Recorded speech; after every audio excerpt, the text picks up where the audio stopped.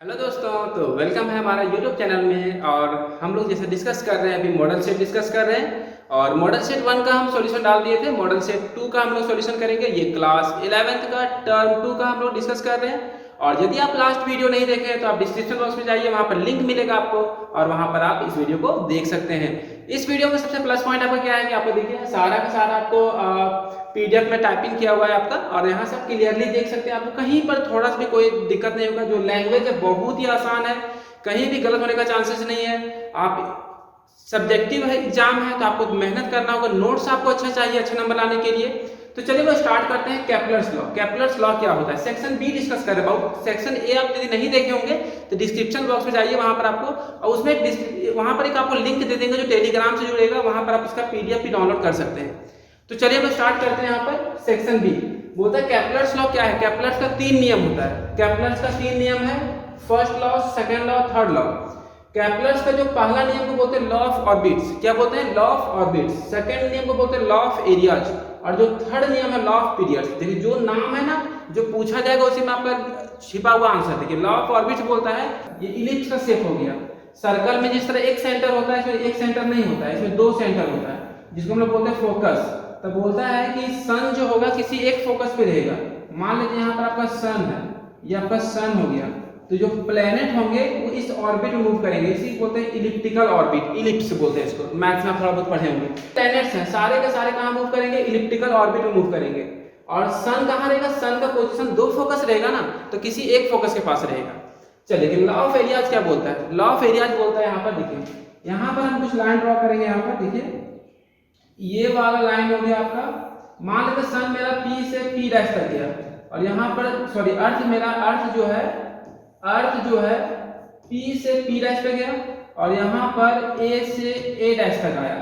अब यहाँ पर देखिए जो एरिया जितना यहाँ कवर किया, जितना एरिया यहाँ कवर किया, यदि दोनों का टाइम ड्यूरेशन सेम रहता है, मान लेते P से P डैश आने में 30 दिन का समय लिया, 30 दिन का समय लिया, और A से A डैश आने में भी 30 दिन का समय लिया। तो जो दोनों एरिया कवर कर रहा है, ये वाला एरिया जो जितना घेर रहा है या क्षेत्रफल जितना कवर कर रहा है, वही क्षेत्रफल यहाँ भी कवर करेगा। तो देखिए क्या बोलता है, the line that joins any planet to the sun sweeps, मतलब स्वीपर से बना। स्वीपर लोग काम करना, झाड़ू लगाना। स्वीप्स इक्वल एरिया कवर करेगा, लेकिन कंडीशन है टाइम इंटरवल क्या होना चाहिए? सेम होना चाहिए। देखिए यहाँ से बोला P से P डैश गया 30 दिन में, तो A से A डैश आया कितना दिन में? 30 दिन में। तो बोला दोनों जो एरिया कवर करेगा, दोनों का क्षेत्रफल क्या होगा? सेम होगा। तीसरा बात देखिए बोलता है लॉ ऑफ पीरियड। ये टाइम पीरियड होता है कि एक चक्कर लगाने में कितना समय लगता है। देखिए यहाँ पे बात करेंगे हम लोग। जैसे मान लेते हैं आपको बीच में सन है आपका। अब यहाँ पर क्या कर रहा है? अर्थ आपका, ये मरकरी है, वेनस है, आपका अर्थ है, मार्स है, जुपिटर है। तो जो सब लोग चक्कर लगा रहे हैं यहाँ पर, जो सब लोग चक्कर लगा रहे हैं, तो सबका टाइम क्या है? अलग अलग है। थर्ड नंबर में आपका अर्थ आता है। तो बोलता है कि जो टाइम है वो टाइम का जो स्क्वायर होगा वो डायरेक्टली प्रोपोर्शनल होता है। देखिए क्या लिखा हुआ है, the square of time period of revolution of planet proportional होता है cube of semi major axis. वहां भी जो बताया था आपको, देखिए यहाँ पर ये बड़ा वाला लाइन को बोलते हैं, ये जो लंबा वाला लाइन है इसको हम लोग बोलते हैं मेजर एक्सिस, इसको बोलते हैं माइनर एक्सिस। इसको ए से डिनोट करते हैं, इसको बी से डिनोट करते हैं। तो यहाँ पर बोलता है आपका कि जो टाइम पीरियड होगा वो प्रोपोर्शनल किसका होगा? जो टाइम पीरियड होगा वो प्रोपोर्शनल होगा आपका किसका? सेमी मेजर एक्सिस का क्यूब का।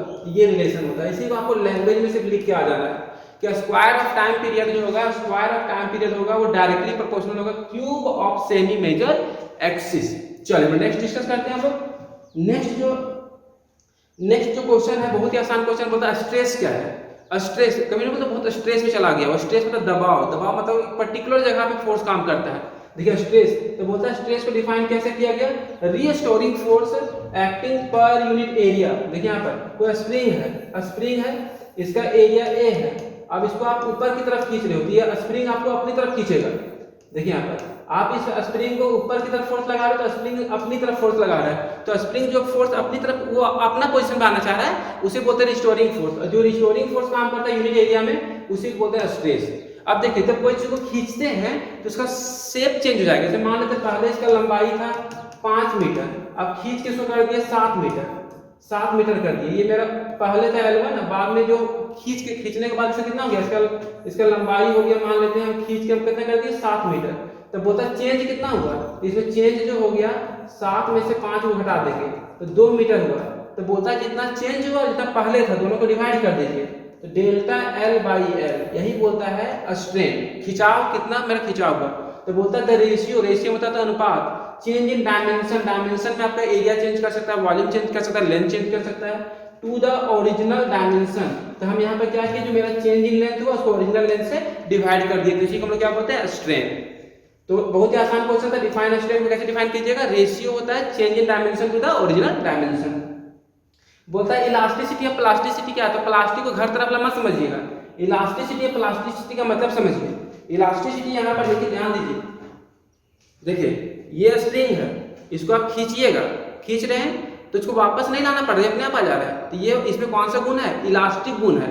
लेकिन वही जो घर में आटा, आप लोग तो स्टूडेंट होंगे, तो आप लोग घर में जो खाना पकाते हैं, हम लोग जो आटा को गूंथते हैं, तो आटा गूंथने के बाद उसको जिस शेप में छोड़ देते हैं उसी शेप में रह जाता है। अब ऐसा नहीं कि आटा को गूंथने के बाद आप उसको, आटा को गूंथने के बाद आप उसको यदि मान लेते हैं, देखिए यहाँ पर आटा को गूंथ के आप खूब बढ़िया स्क्वायर कर दिए, आपका दोस्त आके आटा को इस तरह करके चला गया, या कोई दोस्त आके आटा को शेप इस तरह करके चला गया, तो जिस तरह शेप करके छोड़िएगा ना उसी तरह का शेप रहेगा, तो वो हो गया प्लास्टिक बॉडी। ये हो गया इलास्टिक, इसको इस तरह छोड़ेंगे तो इस तरह नहीं रहेगा, ये वापस पहले जैसा आ जाएगा, तो इलास्टिक बोलता है। देखिए यहाँ पर इलास्टिसिटी किसी भी बॉडी का वैसा गुण है बाय वर्च्यू ऑफ जिसके कारण इट टेंड्स मतलब कोशिश करता है, रीगेन मतलब दोबारा, गेन करना मतलब प्राप्त करना, री मतलब दोबारा प्राप्त करना, इट्स शेप अपना पुराना वाला आकार में आना चाहता है after the removal of deforming force. Deforming force बोलता है कि जब फोर्स लगाएंगे तो बॉडी डिफॉर्म हो गया मतलब शेप चेंज हो गया, तो जो फोर्स लगाए ना उसी को बोलते हैं deforming force. And plasticity the property of body by virtue of it does not regain, लेकिन प्लास्टिसिटी में क्या होगा, वो बॉडी दोबारा अपना स्टेट में नहीं आ पाएगा जब आप फोर्स लगाना छोड़ भी दीजिएगा, तो उसे क्या बोलेंगे आपका प्लास्टिक बॉडी। प्लास्टिक बॉडी में डिफॉर्म करने के बाद दोबारा नहीं आएगा, जैसे आटा गूंथ के जिस तरह छोड़ दीजिएगा ना, या मिट्टी का बर्तन है अब वहां पर जिस तरह छोड़ दीजिए, घड़ा मान लो कुम्हार गया घड़ा बनाया और वो शेप देके चला गया, तो क्या आएगा कि जब घड़ा बना के गया तो वहां पर कुछ और दूसरा शेप का बन जाएगा, वो नहीं, घड़ा बना के गया तो घड़ा ही रहेगा, ऐसे घड़ा बना के तो गिलास बन गया अपने आप, ऐसा नहीं होता है। तो वो मिट्टी का जो होता है ना, जो आप लोग अरे खोटा मोटा जो सान के रखते हैं, मतलब कि जो उसको मड बनाते हैं उसको, तो वो आपका कॉन्सेप्ट है प्लास्टिक शेप हो गया, प्लास्टिक बॉडी बोलेंगे उसको। फिर नेक्स्ट क्वेश्चन क्या है, स्टोक्स लॉ। स्टोक्स लॉ क्या बोलता है, देखिए स्टोक्स लॉ बोलता है कि कोई भी कंटेनर है, इसमें क्या करना है आपको, एक पानी भर देना है, पानी इसमें डाल दिए, कोई कंटेनर है इसमें पानी भरा हुआ है, और इसमें क्या करना है, एक बॉल ले लेना है, बॉल जो होगा किस शेप का होना चाहिए, स्फेरिकल शेप का बॉल होना चाहिए, स्फेरिकल बॉल है आपका, प्लास्टिक वाला बॉल से काम नहीं बनने वाला है। अब कोई आयरन का बॉल ले लिए छोटा सा, जिसका रेडियस आर दिया हुआ है, और इसका जो विस्कोसिटी कोएफिशिएंट ऑफ विस्कोसिटी ईटा है, पानी अपोज करता है, कोई को विस्कस फोर्स में काम करता है, और इसको गिरा रहे कितना, इसको पानी के अंदर डाला गया, तो पानी के अंदर डाला गया, जिसका वेलोसिटी कितना मान लिया v, रेडियस r हो गया, वेलोसिटी v हो गया, कोएफिशिएंट ऑफ विस्कोसिटी ईटा हो गया। तो बोलता है ये पानी जब जाएगा ना, तो पानी में आप तैरते हो, ये पानी में देखते तेजी से अपना हाथ को डालिएगा तो वहां पे क्या होगा, फोर्स लगाता है पानी, नहीं, तो यहाँ पर बोलता है कोई भी चीज को पत्थर वगैरह लेकर पानी में जोर से मारिए, तो क्या होगा, पत्थर शुरू में तो पूरा स्पीड में जाएगा, लेकिन पानी में टकराने के बाद उतना स्पीड में नहीं जाएगा वो, तो वहां पर जो पानी में जाने पर उसका स्पीड भी मान लिए। तो यहाँ पर स्टोक्स क्या बताते हैं, देखिए स्टोक्स बताते हैं कि जो विस्कस फोर्स काम करेगा किस पे, एक स्मॉल स्फेरिकल बॉल पे जिसका रेडियस r हो, जो यूनिफॉर्म वेलोसिटी से जा रहा है कहां पर, फ्लूइड में, और विस्कोसिटी दिया हुआ ईटा, उसमें जो फोर्स का जो वैल्यू आएगा, फोर्स का जो वैल्यू आएगा आपका 6 पाई ईटा आरबी आएगा, 6 पाई ईटा आरबी। तुमको ये प्रूफ करना है, यही स्टोक्स लॉ बोलता है। प्रूफ कैसे करेंगे, तुमको बोल दिया कौन सा मेथड से प्रूफ करना है, डायमेंशनल फार्मूला से प्रूफ करना है। तो इसके लिए तरीका है कि फोर्स किस पे डिपेंड किया, रेडियस पे, कोएफिशिएंट ऑफ विस्कोसिटी पे, वेलोसिटी पे, तो सबका r का पावर a ले लिए, ईटा का पावर b ले लिए, b का पावर c ले लिए, तीनों को कंबाइन कर दिए, यहाँ पर। अब क्या किया, प्रोपोर्शनल का साइन है तो कांस्टेंट किया आ गया, जहां पर कांस्टेंट k का वैल्यू कितना लेंगे हम लोग, 6 पाई। अब देखिए यहाँ पर कुछ नहीं करना है, सबका जो डायमेंशन पुट करेंगे, जैसे जो मेरा आया था f का वैल्यू आया था k, r का पावर a, ईटा का पावर b, v का पावर c, यही टर्म आया था। अब फोर्स का डायमेंशन हम पुट कर देंगे mlt-2, कांस्टेंट का कोई डायमेंशन नहीं है, रेडियस का हो जाएगा l का पावर a, ईटा का हो जाएगा ml-1 t-1, इसका पावर b हो जाएगा। अब वेलोसिटी का होता है l t-1 का पावर क्या आ जाएगा, c हो जाएगा। अब यहाँ पर ध्यान दीजिए, यहाँ पर L का पावर a है, M का पावर, जो M का जो टोटल पावर है वहां पर सबके ऊपर पावर है ना, यहाँ पर देखिए क्या किया हुआ है, L का पावर a ले लिया, M का पावर b, L का पावर -1 × b -b हो गया, -1 × b -b हो गया, एल का पावर सी हो गया, टी का पावर माइनस सी हो गया। अब यहाँ पर ध्यान देने वाली बात है, एम तो अकेला था तो एम लिख दिए। अब देखिए एल का पावर ए है, एल का पावर माइनस बी, एल का पावर प्लस सी है, तो यहाँ पर क्या किए, एल का पावर ए इंटू एल का power minus B into L का पावर सी, तो इसको लिख सकते हैं एल का power A minus B plus C. यहाँ पर लिखिए A minus B plus C. अब टी को देखिए, टी का पावर माइनस बी है, टी का पावर माइनस, तो टी का पावर कितना लिखिए माइनस बी इंटू माइनस सी। अब कंपेयर कीजिए, कंपेयर करना बहुत ही आसान, देखिए यहाँ एम को देखिए, यहाँ एम को देखिए, तो इधर जो है एम का पावर कितना है 1 है, यहाँ बी का वैल्यू कितना आ गया, बी का वैल्यू आपको 1 आ गया। अब यहाँ एल का पावर देखिए ए माइनस बी प्लस सी है, और यहाँ एल का पावर देखिए, यहाँ एल का पावर कितना 1, यहाँ 1 आ गया। यहाँ देखिए माइनस बी, टी का पावर माइनस बी माइनस सी, टी का पावर माइनस बी, ये टर्म आपका -2 आ गया। तीनों को सॉल्व कर दिए, बी का वैल्यू डायरेक्ट आ गया, यहाँ पर स्मॉल बी होगा, बी का वैल्यू 1 आ गया। अब यहाँ पर सॉल्व कीजिए, देखिए ये वाला टर्म को सॉल्व कीजिए, minus B minus C equal to -2 है ना, बी का वैल्यू 1 निकाल चुके हैं, तो यहाँ से आपका वैल्यू आ जाएगा आपका, सॉल्व कर दीजिए यहाँ से, सी का वैल्यू कितना आता है देखिए यहाँ पर -6, -2 -1 को इधर ले आएंगे +1, -c इक्वल टू -1 आ गया, माइनस माइनस कट गया, तो सी का वैल्यू भी आपका 1 आ गया। अब यहाँ पर देखिए ए का वैल्यू, बी का वैल्यू 1 आ गया, सी का वैल्यू 1 आ गया, तो -1 +1 कट जाएगा, तो ए का वैल्यू कितना आ जाएगा 1 आ जाएगा। अब क्या किए, इक्वेशन 1 जो देखिए, इक्वेशन 1 जो हम लाए थे, यहाँ पर देखिए आर का पावर ए था, ईटा का पावर बी था, बी का पावर सी था, सबका वैल्यू 1 1 आया, यहाँ पर सबका वैल्यू क्या लिख दिया, यहाँ पे पावर 1 लिख दिया, यहाँ पे पावर 1, यहाँ पे पावर 1 कर दिए। यही आपको प्रूफ करना था, F = 6 पाई ईटा आर बी। और कोई ऑप्शन नहीं बच्चा लोग, देखिए आप लोग नोट्स है, थोड़ा बहुत मेहनत कीजिए, कम समय है, हो जाएगा, और स्किप कर वीडियो देखिएगा, कुछ समझ में नहीं आने वाला, इससे अच्छा नोट्स भी नहीं मिलने वाला, इतना बोल देंगे आपको। देखिए नेक्स्ट क्वेश्चन बोलता है टाइम पीरियड निकालना किसी सिंपल पेंडुलम का, कैसे निकालेंगे। तो सिंपल पेंडुलम बताया था कि कोई भी पॉइंट मास को धागा में लटका देंगे, उसी को हम क्या बोलते हैं, सिंपल पेंडुलम। देखिए बहुत ही आसान है, कुछ नहीं करना है, डायग्राम थोड़ा सा कॉम्प्लिकेटेड डायग्राम में कुछ नहीं करना है। देखिए एक रिजिड सपोर्ट ले लिया हम लोग, यहाँ पर एक धागा में लेके कोई चीज को लटका दिए, कोई पॉइंट मास के लेकर लटका दिए। अब हम उसका कोई पोजीशन पे लिए, देखिए यहाँ पर जो वेट काम करता है, यहाँ पर mg काम करेगा, वेट जो काम करता है ना वो अर्थ सरफेस का परपेंडिकुलर काम करता है, तो यहाँ पर आपका ये काम किया mg। अब यहाँ देखिए इस धागा का लंबाई हम कितना ले लिए l, इस पे सरफेस मतलब जो इसका टेंशन फोर्स काम कर रहा है T से दिखा रहे हैं, ये पॉइंट हम A ले लिए। अब यहाँ पर देखिए, यहाँ पर ये वाला एंगल आपका थीटा है, तो यहाँ पर दो कंपोनेंट तोड़ेंगे mg का 2 कंपोनेंट तोड़ेंगे, जिधर थीटा लगा रहेगा उधर mg cos थीटा, और अपोजिट साइड में हो जाएगा आपका परपेंडिकुलर में हो जाएगा mg sin थीटा। बस इतना ही करना, आपका सारा का सारा सॉल्व हो जाएगा। बस ये डायग्राम आप याद रखिए, आपको कहीं कोई दिक्कत होने वाला नहीं। चलिए m जो है यहाँ पर क्या है, मास ऑफ बॉब है, t क्या है, tension force in the string, w क्या है, वेट ऑफ बॉब, जो मान लीजिए जो बॉल लिए हैं उसमें वेट जो काम कर रहा होगा, l क्या है आपका लेंथ ऑफ पेंडुलम, और यहाँ पे बता चुके कि mg जो sin थीटा के कारण क्या वो वापस अपना पोजीशन पे आना चाहेगा, तो mg जो sin थीटा रिस्टोरिंग फोर्स का काम कर रहा है, तो F = क्या हो गया आपका mg sin थीटा। यहाँ पर एक छोटा सा बात ध्यान दीजिएगा, स्मॉल एंगल के लिए sin थीटा का वैल्यू कितना लेते हैं, थीटा। ये मैथ से उतना दिमाग नहीं लगाना, फिजिक्स हम लोग शॉर्टकट निकलेंगे।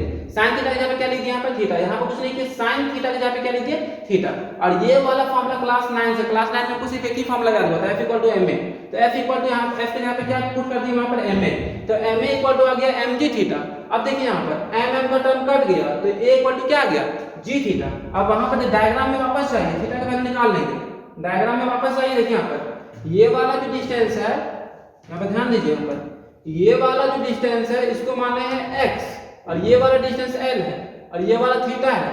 तो आप फार्मूला पढ़े होंगे, देखिए यहाँ पर कि थीटा = क्या होता है, आर्क बाई रेडियस, तो आर्क हो गया x और रेडियस कितना हो गया l, तो थीटा = फार्मूला हो गया x/l, तो वही लिखा हुआ थीटा = क्या लिखा हुआ है x/l।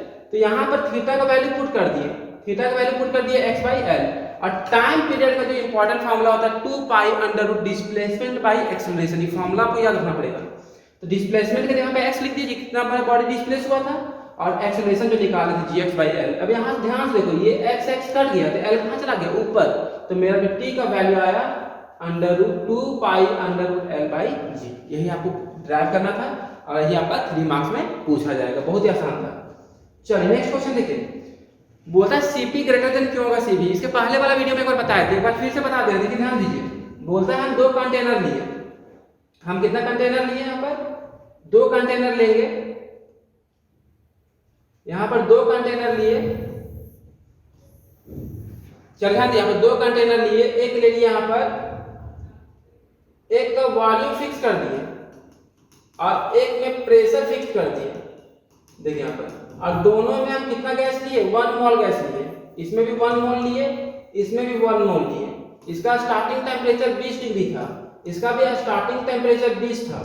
अब हमको क्या करना है, 20 से 21 लेके जाना है, 20 से 21 डिग्री सेल्सियस लेके जाना है, अब 20 से 21 डिग्री सेल्सियस लेके जाना है। तो अब दोनों में अंतर क्या है, इसका वॉल्यूम फिक्स रहेगा ना, उसमें जितना भी आप हीट दीजिएगा, सिर्फ टेम्परेचर चेंज करने में खत्म करना पड़ेगा।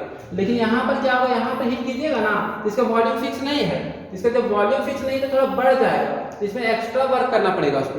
तो वही बोलता है कि इसमें जितना हमको हीट सप्लाई किया करना पड़ेगा सीवी से दिखा रहे हैं, इसमें जितना हीट सप्लाई करना पड़ेगा सीपी से दिखा रहे हैं। क्या लिखा हुआ देखिए पर, बोलता है when a gas is heated, जब कोई गैस को गर्म करेंगे कहां पर, कांस्टेंट वॉल्यूम पे, तो वहां पर क्या बोलता है, समझिए पहले बात को, बोलता है नो हीट इज स्पेंड, कोई हीट एक्सपेंड नहीं होती इसमें, एक्सपेंशन ऑफ गैस, गैस को फैलने नहीं दे रहा, वहां पर वॉल्यूम कांस्टेंट है मेरा, तो गैस को फैलने में कोई वर्क नहीं करना पड़ रहा, तो सारा मतलब कि कोई हीट नहीं देना पड़ रहा। हीट किसमें देना पड़ रहा है, टेम्परेचर को राइज कराने में देना पड़ रहा है। लेकिन बोलता है कि सेम अमाउंट ऑफ हीट किसमें दे रहा है, कांस्टेंट प्रेशर में, तो वॉल्यूम बढ़ जा रहा है। तो वॉल्यूम बढ़ेगा तो दो चीज में एनर्जी खत्म होगा, एक तो मेरा टेम्परेचर बढ़ाने में खत्म हो रहा है और दूसरा किसमें जा रहा है, तो वो देखो जो बॉडी तो फैल जा रहा है ना, यहाँ पर एक्स्ट्रा वर्क खत्म होगा। तो ये बोलता है इट इज स्पेंड इन 2 वे, दो चीज में खत्म होगा, इन एक्सपेंडिंग द गैस, गैस को फैलने में थोड़ा सा एनर्जी देना पड़ेगा, और दूसरा किसमें, टेम्परेचर को बढ़ाने में। इसके पहले किसमें देना पड़ा था, सिर्फ और सिर्फ टेम्परेचर बढ़ाना था, किसमें, कांस्टेंट वॉल्यूम में। लेकिन कांस्टेंट प्रेशर में क्या हो रहा है, टेम्परेचर बढ़ाना ही है, 20 से 21 लेके जाना है, इसमें भी 20 से 21 लेके जाना है, इसमें भी 20 से 21 लेके जाना है। लेकिन इसमें दो काम करना है आपको, इसमें आपको गैस को भी फैलाना है और प्लस में टेम्परेचर बढ़ाना है, इसीलिए इसमें ज्यादा एनर्जी देना पड़ेगा। तो इसीलिए लिखा कि 10 सीपी ग्रेटर देन क्या, सीवी। नेक्स्ट क्वेश्चन देखिए, बोलता है प्रूफ करना है कि सीपी माइनस जो सीवी होता है, CP minus CV equal to R कैसे आता है। इसके पहले वाला वीडियो में प्रूफ किए थे, इसलिए इसमें थोड़ा फास्ट चलेंगे। देखिए, कोई एक mole, consider 1 mole of an ideal gas ले लिए और उसको कितना टेम्परेचर तक राइज कराना, डेल्टा टी टेम्परेचर तक। ये फर्स्ट लॉ ऑफ थर्मोडायनामिक्स होता है कि जो हम हीट सप्लाई करते हैं उसमें दो काम होता है, कुछ वर्क होता है और साथ ही साथ इंटरनल एनर्जी में चेंज होता है। अब यहाँ पर देखिए, delta Q amount of heat absorb किया किसमें, कांस्टेंट वॉल्यूम में, तो कांस्टेंट वॉल्यूम में डेल्टा वी का वैल्यू 0 हो गया, तो ये पूरा टर्म 0 हो गया। तो डेल्टा क्यू का वैल्यू कितना आ गया, डेल्टा क्यू का वैल्यू डेल्टा यू के बराबर आ गया। अब हीट कैपेसिटी का फॉर्मूला होता है सीवी इक्वल टू फॉर्मूला होता है आपका क्या होता है, सीवी इक्वल टू फॉर्मूला होता है आपका delta Q by delta T. यहाँ वी लिखा हुआ मतलब कांस्टेंट वॉल्यूम में। अब यहाँ डेल्टा क्यू का वैल्यू निकालिए, तो सीवी इक्वल टू वैल्यू कितना आ गया, delta U by delta T, और यहाँ पर आ गया वी, और कांस्टेंट वॉल्यूम था वी कटा हटा दिए, तो ये मेरा सीवी का वैल्यू निकल गया। अब बोलता है कि यदि कांस्टेंट प्रेशर में हीट ऑब्जॉर्ब होगा तो पी तो मेरा कांस्टेंट है, कोई चेंज नहीं है। अब इस बार जो फॉर्मूला यूज करेंगे सीपी का, delta Q by delta T, यहाँ पर ध्यान दीजिए आप लोग, यहाँ पर डेल्टा क्यू, अब देखिए यहाँ पर डेल्टा टी इसमें पूरा में होगा ना, तो हो जाएगा P delta U by delta T, यहाँ पर पी डेल्टा वी होगा, सॉरी यहाँ पर हो जाएगा P delta V by delta T. अब देखिए ये वाला टर्म को डिफरेंशिएट करके इसको कीजिए, ये हो जाएगा delta U by delta T, ये लिखा हुआ है। डेल्टा यू यहाँ पहले लिख दिए तो कोई दिक्कत नहीं है, यहाँ पर पी का टर्म कांस्टेंट है, बाहर निकल गया। अब बोलता है सीपी माइनस सीवी, ये मेरा आ गया किसका वैल्यू, सीवी का वैल्यू, ये आ गया किसका वैल्यू, सीपी का वैल्यू। अब दोनों घटा दो, माइनस कर दो, सीपी माइनस सीवी, तो देखिए ये हो जाएगा P delta V delta T plus delta U by delta T, ये वाला पहले जो निकाले थे minus delta U by delta T, ये दोनों कट जाएगा, तो आपका आएगा कितना, P delta V by delta T. अब देखिए यहाँ पर, अब जो फॉर्मूला होता है PV equal to R T, PV equal to formula क्या होता है, आर टी एक मोल के लिए, ऐसे फॉर्मूला तो होता है PV equal to N R T, जहां पर n का वैल्यू कितना लेना, आपको 1 लेना है, तो PV equal to R T हो गया। अब इसको डिफरेंशिएट कर देंगे किसके रेस्पेक्ट में, डेल्टा टी के रेस्पेक्ट में, तो यहाँ हो जाएगा R delta T by delta T, cut जाएगा, तो यहाँ आ जाएगा P delta V by delta T equal to R आ गया। और यहाँ पर देखिए इससे पहले वाले में ये P delta V by delta T किसके बराबर आया था, सीपी माइनस सीवी आया था, तो जो CP minus CV equal to किसके बराबर आ गया, ये आपका आर के बराबर आ गया।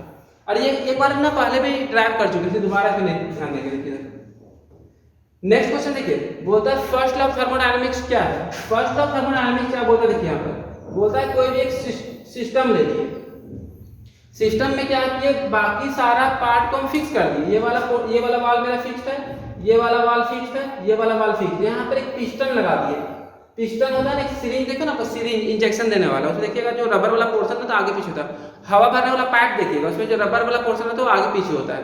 तो यहाँ सेम मान के चलिए, ये वाला जो पोर्शन है, ये वाला आपका जो पोर्शन है, ये वाला दिख रहा है, ये ऊपर नीचे हो सकता है। अब यहाँ पर हम क्या किए, हीट इसको गर्म करना स्टार्ट कर दिए। यहाँ पर कुछ नहीं है तो बीच में तो एयर होगा, बीच में एयर होगा ना यहाँ पर खाली, वो एयर क्या करेगा, हीट लेगा। अब हीट लेने के बाद क्या होगा, इसको धक्का मारना स्टार्ट करेगा, किसको, पिस्टन को। तो पिस्टन जहाँ था ना वहाँ नहीं रहेगा, पिस्टन कहाँ चला गया, थोड़ा ऊपर चला जाएगा। तो यहाँ पे होता है जब हीट सप्लाई किया वो दो चीज में खत्म हुआ, कुछ एनर्जी, इसका टेम्परेचर बढ़ जाएगा और जो ऊपर ले जाने में जो वर्क करना पड़ेगा। तो यही आपका बोलता है first law of thermodynamics. First law of thermodynamics बोलता है कि whenever it states that, ये बताता है वेन एवर, जब कभी भी heat is given to a system, किसी सिस्टम को हीट दिया जाता है, and equivalent mechanical work is done, तो कुछ वर्क होता है, अलॉन्ग विथ, साथ ही साथ इंक्रीज इन इंटरनल एनर्जी, उसका इंटरनल एनर्जी बढ़ जाता है, that is delta Q equal to delta V, delta W plus delta U। अब देखिए आगे दो केस है, यहाँ पर डेल्टा Q इक्वल टू ऐसे भी लिख सकते हैं, P डेल्टा V, वर्धन का फॉर्मूला होता है डेल्टा U। अब देखिए क्या बोलता है यहाँ पर, ध्यान दीजिए, बोलता है यहाँ पर कि आइसोथर्मल प्रोसेस में टेम्परेचर कांस्टेंट होगा, जब टेम्परेचर ही कांस्टेंट रहेगा तो टेम्परेचर चेंज नहीं होगा, तो उसका इंटरनल एनर्जी में कोई चेंजिंग नहीं होगा। तो डेल्टा U का वैल्यू कितना हो गया, 0। तो बोलता है यहाँ पर देखिए, जब डेल्टा U का वैल्यू 0 हो गया यहाँ पर, तो अब यहाँ पर डेल्टा U का वैल्यू 0 लिख देंगे, तो डेल्टा Q किसके बराबर है, क्या डेल्टा W के बराबर। बोलता है यदि कोई भी सिस्टम को आप हीट दे रहे हैं, अब वहाँ इंटरनल एनर्जी में कोई चेंजिंग नहीं हो रहा, तो बोलता है एनर्जी जा कहाँ रहा है, तो सिर्फ और सिर्फ किस में जा रहा है, आपका वर्धन में जा रहा है। तो डेल्टा Q इक्वल टू क्या गया यहाँ पर, डेल्टा W। इसको हम ऐसे समझाते हैं कि आपके घर में कोई भी पैसा कमाने का सोर्स है, आप इंटरनल एनर्जी को समझ सकते हैं सेविंग से। इंटरनल एनर्जी जो है आपका सेविंग हो गया, आप कितना जमा कर रहे हैं, ये आपका खर्च हो गया, कितना आप खर्च कर रहे हैं। अब देखिए, आप पैसा जो कमा रहे हैं, सेविंग नहीं कर रहे हैं, तो पैसा कहाँ जाएगा, सारा का सारा खर्च हो जाएगा। यहाँ बोलता है सेविंग 0 हो गया, तो सारा का सारा कहाँ खर्च में हो रहा है। तो बोलता है जितना भी आप हीट दे रहे हो, सारा का सारा किस में हो रहा है, वर्धन में चला जा रहा है। बोलता है एडियाबैटिक प्रोसेस में हीट एक्सचेंज नहीं हो रहा है, आप हीट दिए जा रहे हो, आप कहीं पर काम कर रहे हो, पैसे नहीं मिल रहा है। तो बोलता है पैसा नहीं मिल रहा तो क्या होगा, अब घर का खर्चा बंद हो गया, नहीं, खर्च आपका से अब वहां पर बोलता है जो भी खर्चा होगा ना, आपको कहाँ से खर्चा होगा, सेविंग से जो पहले कमा कर रखे थे उससे खर्च होगा। तो बोलता है यहाँ पर भी वर्क होगा, लेकिन किसके बदौलत, जो इंटरनल एनर्जी आपका जमा रहेगा। तो यहाँ पे देखिए लास्ट जो बोलता है सुपरपोजिशन ऑफ वेव, कुछ नहीं करना, आपको एक एग्जाम्पल लेना। देखिए आपको सिंपल एग्जाम्पल लेना है, आपको तालाब के किनारे जाना है, वहां पर क्या करना है, पहला काम क्या करना है, आपको एक पानी का बोतल को पानी के ऊपर फेंक देना है। इसके बाद क्या करना है, उसमें एक स्टोन डालिए, तो एक स्टोन को डालिएगा तो पानी का बोतल ऊपर नीचे होगा। अब वहां पर दूसरा स्टोन को डालिए, दूसरा स्टोन को डालेंगे तो भी पानी ऊपर नीचे होगा। तीसरा स्टोन को डालेंगे, तीसरा स्टोन को डालेंगे तो भी वहां पानी बोतल जो है ऊपर नीचे होगा। तब सवाल उठता है कि जो बोतल है किसके अनुसार नाचेगा, वो पहला वाले नाचेगा मतलब वाइब्रेट करेगा, वो पहला वाला वेव के अनुसार वाइब्रेट करेगा, दूसरा वाले कारण करेगा, तीसरा वाले कारण करेगा। तो यहाँ सवाल उठता है किसके कारण वाइब्रेट करेगा, तो वही लिखा हुआ है कि जब भी हम लोग को भी रिजल्टेंट डिस्प्लेसमेंट निकालेंगे, जो वो तो ये जो बोतल है, पानी का जो बोतल है, वो किसके अनुसार वाइब्रेट करेगा, पहला वाला वेव या दूसरा वाला वेव या तीसरा वाला वेव। तो बोलता है उससे टेंशन मत लीजिए, बोलता कोई भी पॉइंट पे, कोई भी समय पे जो उसका टोटल जो डिस्प्लेसमेंट होगा वो किसके कारण होगा, आपका सम होगा individual displacement due to the particle by the two or more wave. मतलब जितने भी वेव जो डिस्प्लेस करना चाह रहे हैं उसको सबका कैसा सम होगा, यहाँ पर सम, सबको जोड़ देंगे तो वहां पर रिजल्टेंट मेरा डिस्प्लेसमेंट निकल जाएगा। अब सवाल उठता है जोड़ेंगे तो किस तरह जोड़ेंगे, यहाँ वेक्टर सम होगा, कब जोड़ेंगे कब घटाएंगे। देखिए यहाँ पे दो तरह का इंटरफेरेंस होगा, ये बात सबको समझ आ गया। सुपरपोजिशन प्रिंसिपल क्या होता है, बोलता है यहाँ पर जो पानी का बोतल था वो कौन सा वेव के अनुसार नाचेगा, पहला वाला वेव का डिस्प्लेसमेंट कुछ और था। देखिए पहला वाला वेव का यहाँ पर देखिए ध्यान दीजिए, पहला वाला वेव मान लेते डिस्प्लेसमेंट बोलता है मैक्सिमम ये वाला डिस्टेंस, पहला वाला वेव इस तरह आया, दूसरा वाला वेव जो गया आपका थोड़ा सा कम, ये गया इस तरह गया, तीसरा वाला वेव आया थोड़ा सा और कम बनाया। तब बोलता है कि ये किसके अनुसार जाएगा, ये पहला वाला वेव हो गया, दूसरा हो गया, तीसरा, तो तीनों का डिस्प्लेसमेंट अलग अलग है। इसको y1 मान लिए, इसको y2 मान लिए, इसको y3 मान लिए। तो बोला ये बोतल किसके अनुसार जाएगा, तो y इक्वल टू हो जाएगा y1 plus y2 plus y3, यही आपका रिजल्टेंट डिस्प्लेसमेंट को बता रही है y। अब सवाल उठता है कि कैसे जोड़ेंगे कब घटाएंगे। देखिए यहाँ पर समझिए पहले बात को, कैसे कब जोड़ेंगे कब घटाएंगे। तो दो तरह का इंटरफेरेंस होता है, फिर से सुन लीजिए क्या बताता है नियम। बोलता है रिजल्टेंट मतलब जो टोटल होगा, वो कोई भी पॉइंट पे कोई भी समय वो तीनों का इंडिविजुअल जो डिस्प्लेसमेंट होगा y1 हो गया, y2 हो गया, y3 हो गया, सबका सम होगा। दो तरह का जोड़ होता है, एक होता है कंस्ट्रक्टिव, एक होता है डिस्ट्रक्टिव। इसको समझिए, कंस्ट्रक्टिव कब बोलेंगे, डिस्ट्रक्टिव कब बोलेंगे। अब यहाँ पर देखिए, पहला वाला वेव हो गया और ये दूसरा वाला वेव हो गया। यदि दोनों वेव बोतल को ऊपर की ओर ले जाना चाह रहा है, दोनों वेव एक साथ बोतल को कहाँ ले जाना चाह रहा है, ऊपर की ओर, तो यहाँ कंस्ट्रक्टिव होगा। इसका डिस्प्लेसमेंट y1 था, नीचे वाला का y2 था, तो यहाँ पर नेट क्या हो जाएगा, y1 प्लस y2, तो ये मेरा कंस्ट्रक्टिव हो गया। तो कंस्ट्रक्टिव में जो रिजल्टेंट डिस्प्लेसमेंट होगा वो इंडिविजुअल का अधिक होगा। मतलब मान लेते पहला वाला डिस्प्लेसमेंट आपका 1 मीटर का था, मान लेते यहाँ पर पहला वाला डिस्प्लेसमेंट आपका 10 सेंटीमीटर था, दूसरा वाला आपका डिस्प्लेसमेंट 3 सेंटीमीटर था, तो जो मिला के हो जाएगा 10 प्लस 3 कितना हो जाएगा, 13 सेंटीमीटर का डिस्प्लेसमेंट हो जाएगा। अब देखिए डिस्ट्रक्टिव में क्या बोलता है, ध्यान दीजिए यहाँ पर डिस्ट्रक्टिव में क्या किया, सेम कहानी यहाँ पर। अब क्या किया, एक जो था पानी का बोतल को ऊपर ले जाना चाहा और दूसरा वाला क्या किया, उसको नीचे से लेके जा रहा है, नीचे की तरफ ले जाना चाह रहा है। इसको नीचे बोल रहा है, ये बोल रहा है ऊपर जाओ। तो यहाँ पर ये डिस्प्लेसमेंट आपका 10 था, ये डिस्प्लेसमेंट 3 था, तो यहाँ जो पानी का बोतल का डिस्प्लेसमेंट होगा वो आपका हो जाएगा 10 माइनस 3 कितना हो जाएगा, 7 सेंटीमीटर। ये आपका हो गया डिस्ट्रक्टिव इंटरफेरेंस। डिस्ट्रक्टिव इंटरफेरेंस में देखिए कि जो भी आपका रिजल्टेंट डिस्प्लेसमेंट होगा वो लेस देन होगा किसका, इंडिविजुअल डिस्प्लेसमेंट का। इंडिविजुअल डिस्प्लेसमेंट का वहाँ पर क्या होगा, कम ही होगा सब वैल्यू। तो यदि आप इस चैनल पे नए हैं तो चैनल को सब्सक्राइब कर लिए, अभी भी सेक्शन सी बचा हुआ है, डोंट वरी। और हम समझ रहे हैं बहुत टफ काम है, इतना कम समय में इतना सारा नोट्स को रिवीजन करना या फिर आपको ये करना, लेकिन हम कुछ कर नहीं सकते हैं। हमसे जितना हो पा रहा है हम आपका हेल्प करने की कोशिश कर रहे हैं, आपको एक अच्छा सा नोट्स प्रोवाइड कर रहे हैं, और फिर हम कुछ नहीं कर सकते। चलिए, thank you, all the best.